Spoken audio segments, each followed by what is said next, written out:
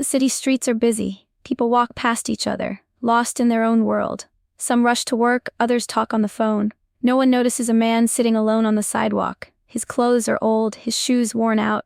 His military jacket, faded and torn, tells a silent story. He doesn't beg, he doesn't ask for anything. He just sits there, staring at the ground. A black luxury car stops near the curb. The door opens and a man steps out. He wears an expensive suit, his watch shining under the city lights. His name is Ethan Cole, a billionaire known for his business empire. Ethan rarely walks these streets. He's always moving between meetings, high-rise offices, and luxury hotels. But today, something pulls him in a different direction. As he walks, his eyes land on the homeless man. Something about him stands out. Maybe it's the way he sits, his posture straight despite the hardships. Maybe it's his eyes, tired but still holding on to something deep inside. Ethan slows down. He doesn't usually stop for strangers, but this time, he does.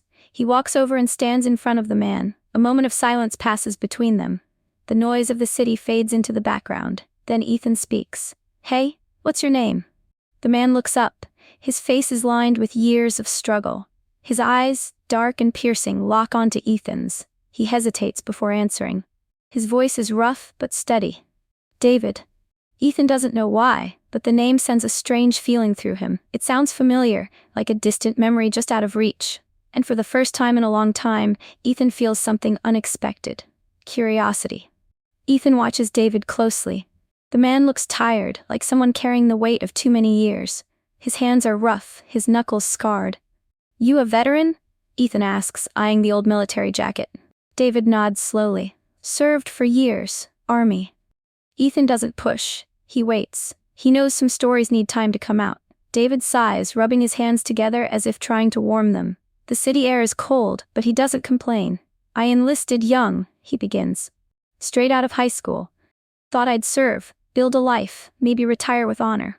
His voice is steady, but there's something behind it, something heavy. "What happened?" Ethan asks. David leans back against the wall. "Came back home after my last deployment. Things changed. The world moved on, I didn't." Ethan listens in silence. "Had a job lined up, but the nightmares made it hard to sleep. Couldn't focus, got fired." He shrugs, like it doesn't matter anymore. "Tried again, same thing. People don't want to deal with a guy who wakes up screaming at 3 a.m. Ethan's grip tightens around his watch, but he doesn't interrupt. "Lost my apartment. Friends disappeared. Family tried, but they had their own lives. I stopped calling." David pauses, staring down at his hands. "Ended up here." The streetlights cast long shadows around them. The city moves on, ignoring the man who once served it. "You never asked for help?" Ethan asks. David lets out a dry laugh. "Help? The system's broken. I filled out forms, sat in waiting rooms, got told to come back later. Later never came." Ethan's chest feels tight. He's heard stories like this before, but hearing it firsthand is different. "You got no one?" Ethan asks. David shakes his head. "I got me." Ethan looks at the man sitting in front of him, a man who gave years of his life to something bigger than himself, only to be forgotten. He exhales slowly. "You do now," Ethan says. David looks at him, eyes narrowing. "What do you mean?" Ethan doesn't answer right away, but he already knows he's going to help this man. Ethan doesn't waste time. "Come with me," he says. David looks at him, skeptical. "Where?" "A place to stay. A warm meal, no strings attached." David hesitates. He's heard empty promises before. People feel sorry, offer help, then disappear. Ethan sees the doubt in his eyes. "I mean it." David studies him for a moment. Then, with a slow nod, he pushes himself up. His legs are stiff, his body worn, but he stands tall. Ethan leads him to the black luxury car. The driver doesn't question it. The doors close, and for the first time in years, David isn't on the street. The ride is quiet. David stares out the window as the city passes by. The lights, the people, the world that forgot him. It all feels distant. They arrive at a 5-star hotel. The lobby is warm, filled with the soft hum of conversation. People glance at David, but no one says a word. Ethan walks up to the front desk. "Give him a suite. Anything he needs, put it on my tab."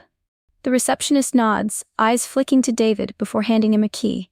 David grips it tightly. It's been a long time since he's had a key to anything. "Get some rest," Ethan says. "We'll talk tomorrow." David doesn't know what to say. "Why are you doing this?" he finally asks. Ethan meets his eyes. "Because I can." David swallows hard, nodding once before heading toward the elevator. Ethan watches him go. He should feel good about this. He's done a good thing, but something doesn't sit right. David's voice, his posture, something about him is familiar. Ethan can't shake the feeling. So later that night, he makes a call. Find out everything you can about David. He says to his assistant, I need to know who he really is. Because deep down, Ethan knows, this isn't just an act of kindness. This is something more. Ethan leans back in his chair, staring at the city skyline through the floor-to-ceiling windows of his penthouse. His mind keeps circling back to David. There's something about him. Something Ethan can't place. His assistant, Mark, picks up on the first ring. I need you to run a background check, Ethan says. On who? A man named David. Homeless veteran, I don't know his last name. There's a pause. That might take time. Do whatever it takes. Mark doesn't ask questions, he never does. Hours pass. Ethan tries to focus on work, but his thoughts keep drifting. He replays his conversation with David, the way he spoke, the look in his eyes. It's not just recognition, it's something deeper. His phone buzzes. Mark again. I found something, Mark says. His voice is different this time, more serious. You're going to want to see this. Ethan's heartbeat quickens. Send it over. A few minutes later, an email arrives. Ethan opens the file. Old military records, news articles, photos. His eyes scan the screen, moving over the words until he stops. His stomach drops. David wasn't just a soldier, he was a hero. One article stands out. A rescue mission overseas. A small unit ambushed, outnumbered, with no way out. David was there. He led the charge, saved lives, including one man in particular. Ethan's father. Ethan grips the desk. His father had spoken little about his time in the military, just vague stories, never details. But this was real. David had saved his father's life. And now, years later, forgotten by the world, he was sitting on a sidewalk with nothing. Ethan exhales slowly. This isn't just an act of charity anymore. This is personal. Ethan stares at the screen, unable to look away. The article is old, the photograph grainy, but there's no doubt. It's David. Younger, stronger, standing beside a group of soldiers. His uniform is clean, his posture firm. Ethan's father is in the picture too, standing next to him.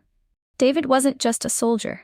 He was the reason his father came home alive. A wave of emotions crashes over Ethan, shock, guilt, disbelief.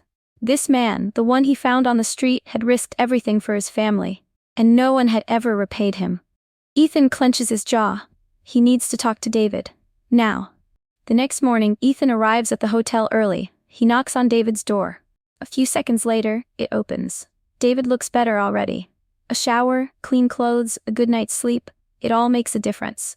But his eyes still carry the weight of the past. You eat yet? Ethan asks. David shakes his head. Come on, Ethan says. Let's get breakfast. They sit in the hotel restaurant. Plates of food sit in front of them, but Ethan barely touches his. David notices. Something on your mind? Ethan exhales. I know who you are. David frowns. What do you mean? Ethan pulls out his phone, turns the screen toward him. This. David's eyes land on the photo. For a moment his face is unreadable. Then, recognition sets in. I remember that day, he says quietly. You saved my father's life. David stares at him. Your father? Ethan nods. Samuel Cole. That was him, right? David leans back in his chair. His expression shifts. Surprise, then something deeper. I never knew his name. David says. We were just soldiers. We did what we had to do. Ethan's throat feels tight. You never tried to reach out? David shakes his head. Wasn't about that. We don't save people expecting something in return. Ethan looks at him, trying to process it all. The man in front of him had done the impossible, fought through enemy lines, dragged soldiers to safety, kept them alive. And now, he had nothing. Ethan leans forward. You deserve more than this. David chuckles, shaking his head. Deserve doesn't mean much in this world, kid. But Ethan isn't letting this go. Not this time. He looks David in the eye, his voice steady. You saved my father's life? Now let me change yours. David doesn't answer right away. He just looks at Ethan, searching for something. And for the first time in years, he lets himself hope. David stares at Ethan, trying to process what he's hearing. You want to help me? He asks, his voice low, almost disbelieving. Ethan nods.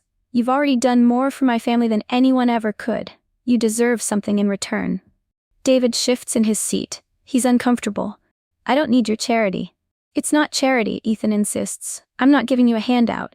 I'm offering you a chance. David looks down at his hands, worn and tired. I don't know what I'd even do with a chance like that. I've been on my own for too long. It's easier to just survive. Ethan leans forward. I get it. But you don't have to survive anymore. You fought too hard, too long just to make it through. You don't have to fight anymore. David looks out the window, his gaze distant. I don't even know where to start. What am I supposed to do now?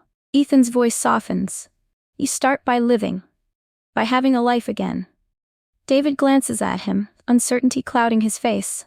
And you think that's possible? Ethan nods firmly. I know it is. For a moment there's silence. The sounds of the restaurant fade, leaving just the two of them in the room. David takes a deep breath. I don't know if I can trust this. I've trusted before. People promised, they didn't come through. I'm not going anywhere, Ethan says, his voice steady. I'm offering you more than just a roof over your head. I'm offering you a future. David meets his gaze. There's a flicker of something in his eyes, something that hasn't been there in a long time. Okay, he says finally. What's the next step? Ethan smiles, feeling a weight lift off his chest. We start by getting you a home. Not a hotel, a real place. And I'll help you find a job, something meaningful. David looks skeptical. You think I'm qualified for anything? Ethan chuckles. You've got more skills than most people I know. You just need the right opportunity. David looks down at his hands again, but this time, there's a small glimmer of hope in his eyes. I never thought about it like that. Ethan places a hand on the table. Well, now you have the chance to think about it, to have a real future. David nods slowly, his voice barely a whisper. I don't know how to thank you. Ethan's smile fades. You don't have to, just take the chance. David's life begins to change, slowly at first, but it's change. Ethan helps him find a small apartment in a quiet neighborhood. It's nothing fancy, but it's his. There's a bed, a kitchen, a place to call home. For the first time in years, David sleeps through the night without waking up in a cold sweat. He gets a job too. It's a start. Working at a local warehouse, doing manual labor. The pay isn't great, but it's honest. And it feels good to do something. To work with his hands again. Ethan checks in on him from time to time, making sure everything is going well. He arranges for therapy sessions, makes sure David is getting the help he needs. But David doesn't need to be reminded anymore. He started to take control of his own life. He begins to find a rhythm, waking up early, taking care of his apartment, and spending his evenings reading or walking in the park. Some days are harder than others. David still struggles with the memories of war, with the ghosts of his past, but he doesn't let it defeat him. He pushes through. And the more he rebuilds his life, the more he realizes something important. He's not alone. Ethan isn't just a man who offered him a handout. He's someone who believed in him when no one else did. And that makes all the difference. There's no big moment of change, no grand gesture that fixes everything. It's all small steps, quiet victories. One evening, as David sits on the small balcony of his apartment, watching the sun set, he feels something he hasn't felt in years. Peace. It's not perfect, life never is, but for the first time in a long time he's moving forward. He's not stuck in the past. He's not defined by the things that happened to him. He's defined by what he chooses to do next. David smiles to himself. It's a small smile, but it's real. And as the night settles in, he knows that he's found his way again.